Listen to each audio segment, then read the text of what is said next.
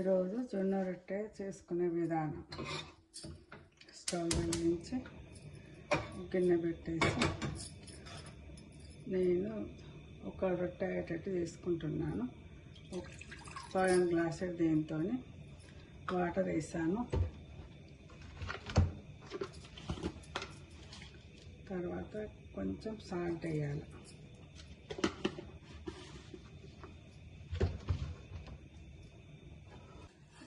అది బాయిల్ కాగానే ఇది కొంచెం జొన్న పిండి వేయాలి. దీంట్లో వేసి స్టవ్ ఆఫ్ చేయాలి. ఎవరన్నా రాకుంటే జొన్న అది సగము గోధుమ పిండి సగం అట్లా చేసుకోవచ్చు. తర్వాత ఇది స్టాప్ చేసాను. ఆ తర్వాత దీన్ని కొంచెం కలపాలి. ఈ విధంగా వేడి నేను సగం గ్లాసు పోసాను, సగం గ్లాసు జొన్న పిండి వేసి ఈ విధంగా చేసుకోవాలి. తర్వాత ఒక 10 నిమిషాలు ఇట్లనే మూత పెట్టేసి ఉంచాలి.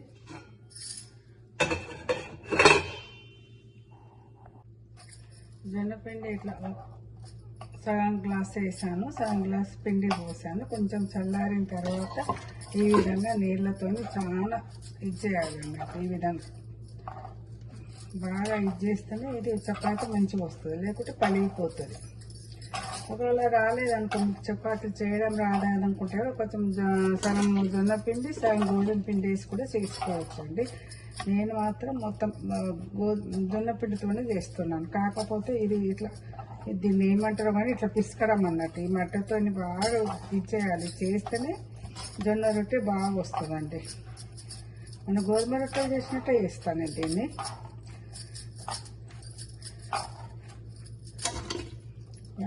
ఇది చేయడంలోనే ఉంటుంది. పిండిని గట్టిగా ఇట్లా మంచిగా మనం దీంతోనే ఇట్లా చేయాలి. బాగా పిసుకుతేనే అప్పుడు జొన్న రొట్టె బాగా వస్తుంది అన్నమాట.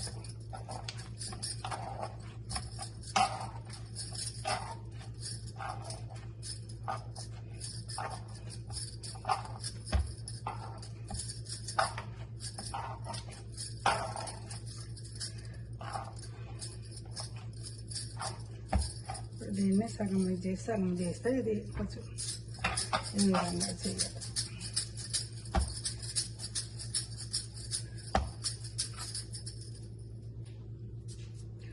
మనం గోధుమ పిండికి ఏ విధంగా పిండి చేస్తామో అదే విధంగా జొన్న పిండి కూడా ఇట్లా వేసి చేయాలి. చేసిన తర్వాత ఇక్కడ ఇట్లా కొంచెం సేపు ఇట్లా చేయాలి. దీన్ని చేసేటప్పుడు ఇది చాలా రోజులు అయితే ఇట్లా పలుగుతుంది, లేకుంటే ఫ్రెష్గా అయితే అసలు ఇట్లా పలుగది. కాకపోతే నేను చూపిస్తున్నాను ఈ విధంగా చేసుకోవాలి. స్టవ్ వెలిగించాను, అరపెంక పెట్టాను.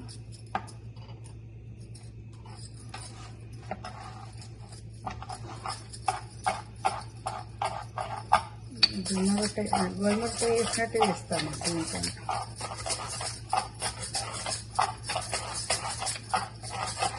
బాగా రోజుల పిండి అయితే ఇట్లా ఈ విధంగా లాస్ట్కి పలుకుతుందండి. మంచి ఫ్రెష్ పిండి అయితే అసలు పలగదు రొట్టెలు చేసేటప్పుడు.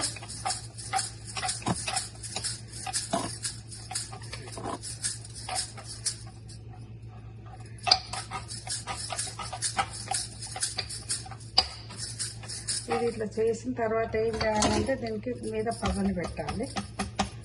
పదన పెడితే నా పిండి అన్నది ఇది అవుతుంది అన్నట్టు. తర్వాత ఇది తీసుకొని ఇది కిందికి రావాలి, పెంకకు కిందికి రావాలి. ఇట్లా పెట్టేసి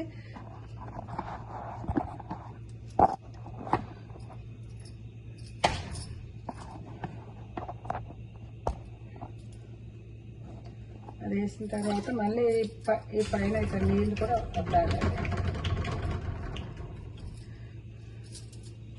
అదేవిధంగా ఇంకొకటి అండి, ఇది కూడా చేసి చూపిస్తాను.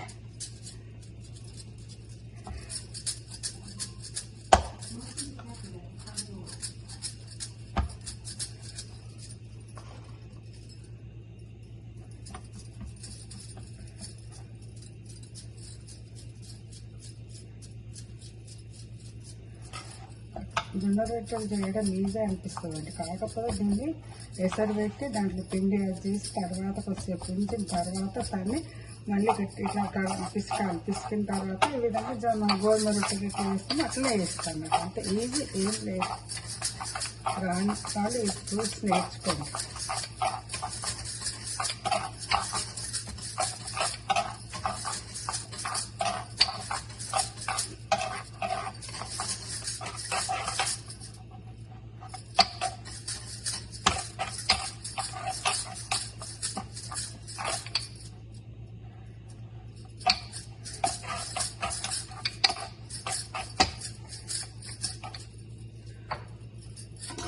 ఇంతేనండి. అలా ఇక్కడ పైన నీళ్ళు పెట్టాలి. ఇది పర్ఫెక్ట్ నీళ్ళు పెట్టింది మాత్రం ఇంకా కిందికి రావాలి. తర్వాత పైన కూడా మళ్ళీ నీళ్ళు ఇట్లా ఈ విధంగా అట్లా అద్దాలి. ఎందుకంటే అద్దాలంటే ఇది పిండి వేసినాం కదా, పిండి కొంచెం ఇది కాకుండా అన్నట్టు అది కూడా. ఇంతేనండి. ఈ విధంగా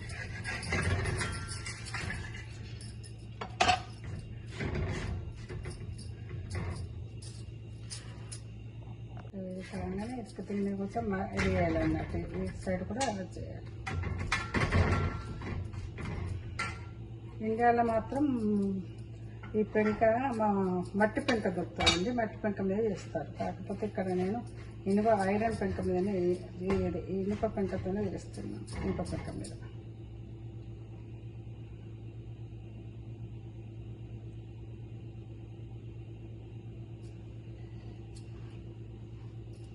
కాలవడం కొంచెం లేట్ అవుతుందండి. కాలవడమే కొట్టేస్తుంది.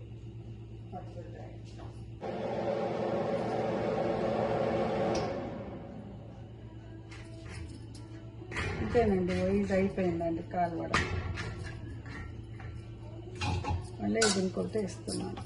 నీళ్ళు అద్ది పైన ఇది కిందికి రావాలి. కింది బాగా ఇట్లా వచ్చిన తర్వాత మళ్ళీ ఇక్కడ నీళ్ళు కొంచెం తడి చేయాలి. అంతేనండి.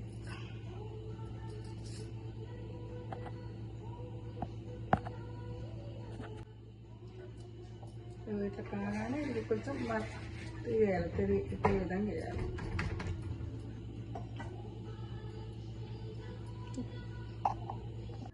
జవార్ రోటీ రెడీ అండి. సగం గ్లాస్కు 2 అయినాయండి. చిన్నగా రోటీ రెడీ. సబ్స్క్రైబ్ చేయండి, షేర్ చేయండి, లైక్ చేయండి. చూసిన వాళ్ళందరూ సువర్ణ ఏలేటి యూట్యూబ్ ఛానల్ అండి.